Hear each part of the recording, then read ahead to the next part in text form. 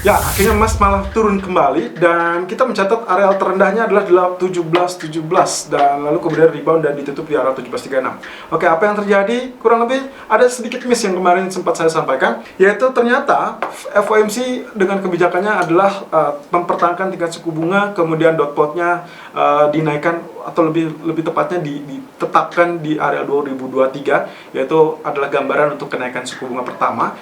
Lalu kemudian juga terkait dengan yield atau obligasi, dalam hal ini mereka tidak mempertimbangkan untuk menambah pembelian, tapi hanya mempertimbangkan untuk meningkatkan, dan itu akan dilakukan berdasarkan komitmen dari komitenya sendiri kalau ternyata terjadi gangguan terhadap pemulihan atau proses pemulihan ekonomi AS. Apa yang dimaksud dengan gangguan ini adalah terkait dengan kenaikan yield. Jadi kalau misalkan yieldnya masih tetap nakal, let's say seperti itu, mengalami kenaikan seperti apa yang terjadi tadi malam, maka kemungkinan barulah mereka akan bertindak. Nah, tindakannya ini apakah dia akan lebih fokus kepada pembelian obligasi jangka panjang supaya meredam yield ataupun ya let's say kenaikan yield ini, atau memang dia akan melakukan pemangkasan suku bunga? Kita belum tahu. Atau bahkan menaikkan suku bunga untuk mengatasi inflasi yang dikhawatirkan tidak terkontrol.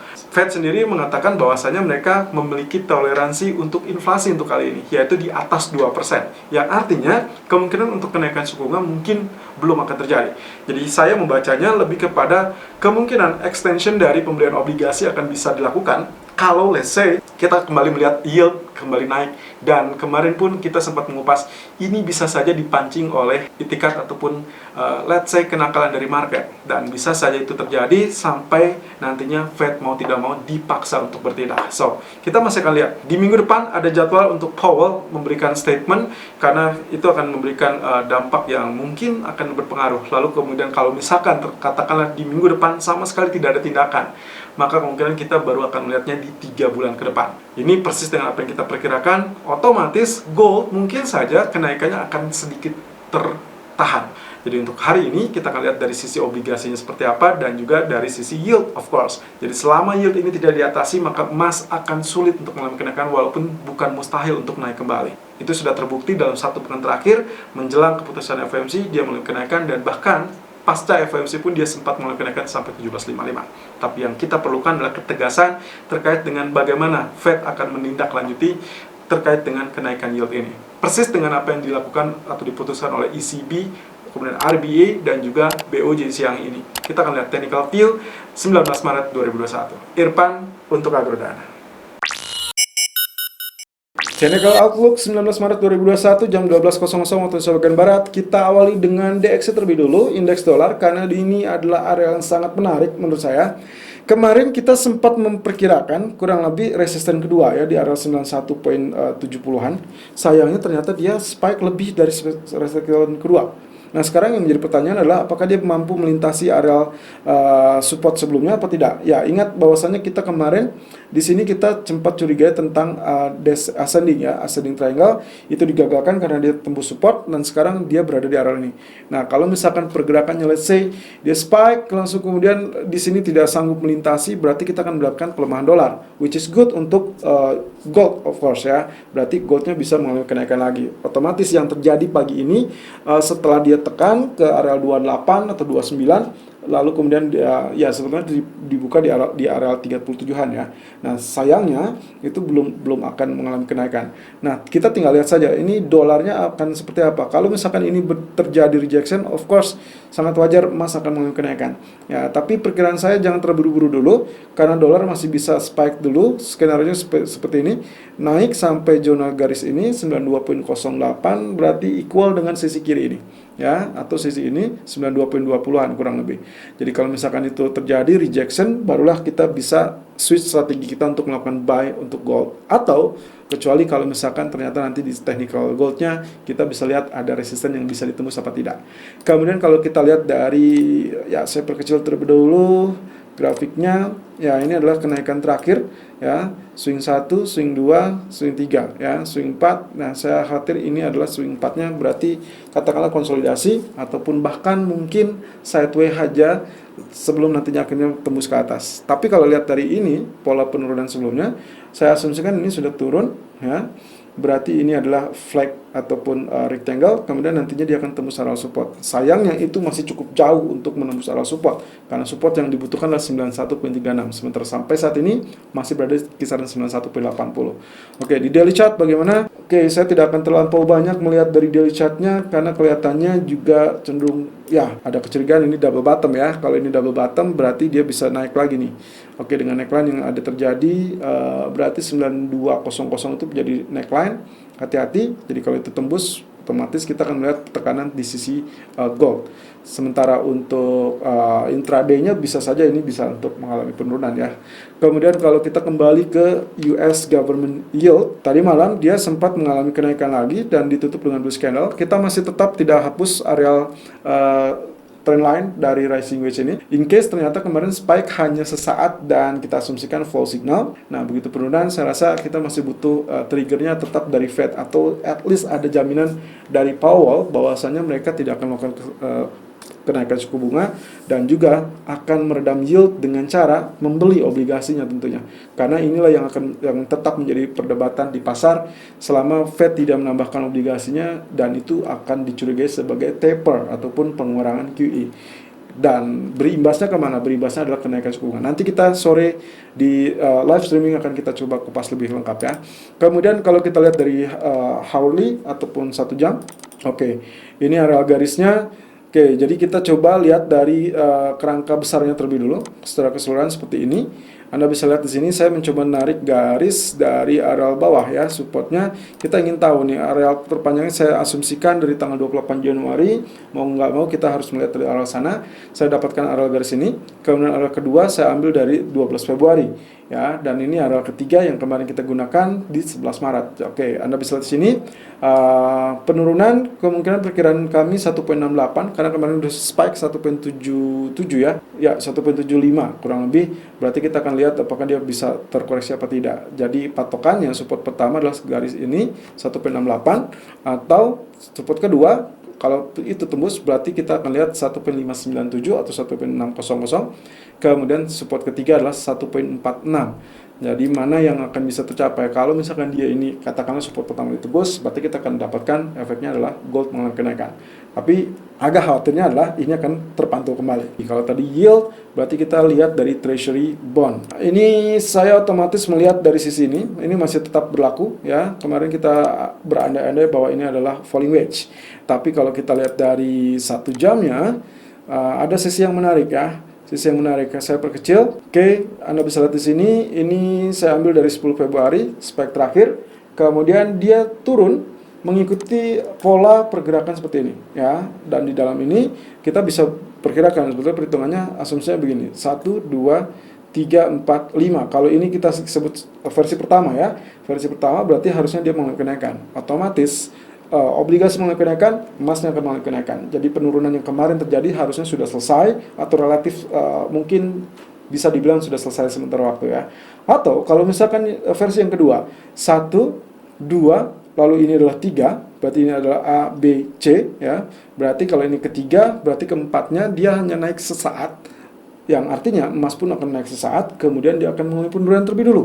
Ya, berarti ini adalah level 5-nya, baru nantinya dia baru akan rebound dan nembus area resisten. Ini mirip dengan pola pergerakan gold di minggu yang lalu. Ya, silakan cek lagi di tanggal 10 Maret itu ada pergerakan gold terkait dengan falling wedge.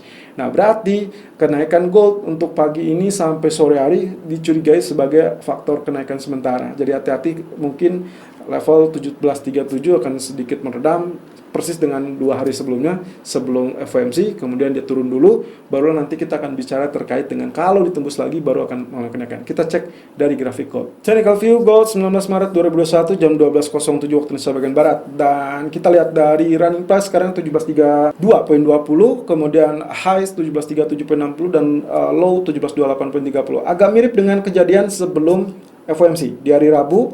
Ya, kurang lebih kita mendapatkan pola ini, sempat spike lagi, lalu kita tahan di 37, ternyata di pertengahan malam sempat terkoreksi, barulah di saat FOMC mengumumkan dia rebound kembali. Jadi hati-hati, walaupun hari ini atau kemarin ditutup dengan candlestick seperti ini adalah bentuknya lebih kepada hanging man ya, kita simpulkan hanging man. Nah, kemudian 1744, walaupun kemarin sempat tailnya sempat di atas area tersebut 2 kali, ya, tapi Anda lihat real body-nya ternyata berada di bawah, ya, berada di bawah. Jadi kita asumsikan 1744-nya belum stabil ditembus, ya, walaupun tembusnya ada, tapi itu adalah penembusan sementara. Berarti kita masih dalam kategori mungkin lebih kepada bearish tapi semi bearish, ya, tidak terlampau dalam. Ekspektasinya adalah penurunan sampai level kemarin saja 1718. Sebenarnya kemarin juga kita sudah sempat perkirakan kalaupun ada penurunan tidak akan di bawah 1700, mungkin hanya berkisaran 1720, dan itu betul terjadi. Lalu kemudian dia pantul dan ditutup 1736. Oke, meskipun strategi kemarin cuman berhasil di pagi hari, lalu kemudian sore sampai malam hari ternyata dia cenderung turun, tapi juga kami sudah peringatkan kalau ternyata turun di bawah 1730, hati-hati, dia akan mengalami penurunan sampai 1717. Dan referensinya kalau misalkan Anda intraday ataupun short strategi, harap perhatikan equity Anda, lalu kemudian target SL ataupun TP ataupun entry point-nya perhatikan dan juga perkecil sesuai dengan kondisi ekuitas.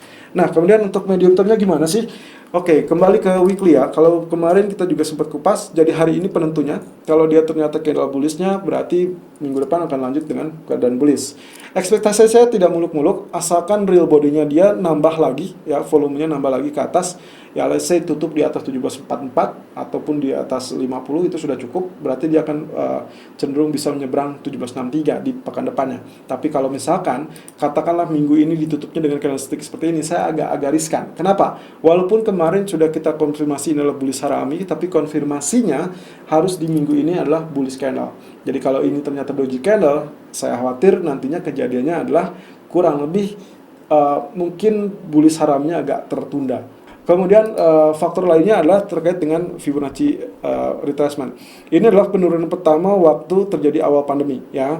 Kemudian ini adalah area tertinggi di awal atau di bulan Agustus, yaitu 2075. Jadi kalau kita lihat 61,8% yang sudah tercapai, berarti ini adalah area yang cukup bagus, walaupun ini ada dua, ya, 61 ataupun 76,4. Tapi biasanya di 61,8 itu sudah cukup. Medium termnya bisa mengalami kenaikan. Ya, ekspektasi yang kemarin atau 2 minggu yang lalu sempat saya tawarkan adalah 1763 sebetulnya. Walaupun kemarin sudah sampai 1755. Tapi kita akan lihat. Intinya adalah pekan ini ditentukan oleh candlestick hari ini. Nah, kemudian kita kembali di grafik H4. Kemarin kita sudah gambarkan ada kemungkinan tendensinya adalah kenaikan, ya. Oke, miss enggak juga, ya. Tidak completely fail kemarin karena memang di pagi hari memang itu sudah spike, ya. 1755 sudah bagus. Kemudian ini area biru saya gambar kembali. Oke, yang terpenting di sini adalah bagaimana caranya untuk melihat apakah dia akan tetap mengalami kenaikan apa tidak, karena benteng yang paling tangguhnya adalah area ini 1770, ya. Mungkin ini berarti lebih turun, ya, 1766 berarti, ya. Oke, 1766. Oke, kalau Anda perhatikan berarti asumsi saya ini 55 kurang lebih selisihnya 5 poin dari 1760, ya, target dari falling wedge sebelumnya. Kita asumsikan saja sudah selesai, lalu kemudian dia terkoreksi. Kemarin koreksi kita hanya perkirakan di area biru atau maksimum di area ini, ya, trendline ini. Dan itu sebetulnya pas, ya. Berarti good demand-nya sudah muncul, dia comeback di 36 dan langsung closing dengan area positif. Nah, sekarang yang menjadi pertanyaan adalah dia akan menggoda kembali area garis kita 1727, which is areanya 1728 sudah ada. Kemudian apakah ini bisa lanjut kenaikan apa tidak, ya. Sebetulnya ini ada dua hal, ya, ada dua kemungkinan. Anda fokus di sisi ini, ya. Jadi kalau misalkan sisi ini berarti asumsinya begini, ada dia penurunan sampai teritori ini, ya, atau teritori ini, ya. Teritori low ini adalah 1718 atau 1719. Kalau misalkan asumsinya dia sampai ke sini, berarti kita asumsikan ini adalah double bottom yang sempurna. Lalu kemudian dia pantul, ini adalah neckline-nya, berarti kita akan lewati, berarti targetnya adalah 1752. Tapi kalaupun misalkan, katakanlah, kita asumsi lihat dari garis besarnya, ya, ini trendline, lalu kemudian ini 1, 2, ya, berarti ini 3, sebetulnya 3-nya belum selesai menurut saya, ya, harusnya 3-nya masih ada di sini. Jadi di area 66 itu area wave ketiganya. Jadi kita ekspektasinya inilah 1, 2, 3, nantinya dia koreksi lagi ke area biru ataupun area ini, ya, baru 4, lalu kemudian barulah ke-5, ya. Jadi ekspektasinya seperti itu. Nah, ternyata di bagian wave ketiga yang akan atau yang sedang terjadi, ini masih dalam wave 3-nya. Jadi saya opsikan ini 2, berarti ini adalah A, ini B, ya, berarti ini adalah C, lalu kemudian nantinya ini D, nantinya E-nya ke sini, ya. Atau bisa juga Anda berharap bahwasanya ini adalah B, kemudian ini C. Nah, kalau kita asumsikan hanya 3 hitungan ABC. Di grafik H1 saya dapatkan kurang lebih seperti ini teritorinya. Kemarin kita mendapatkan ada rectangle ya di sini dan itu sudah dipecah ya. Walaupun ya akhirnya saya hapus saja untuk tidak membingungkan. Lalu kita fokus dengan areal yang mirip dengan di grafik H4 ya. Nah, ini sebetulnya saya bisa hapus. Oke, saya hapus saja. Nah, sekarang kita fokus di areal asir sama areal trendline ya.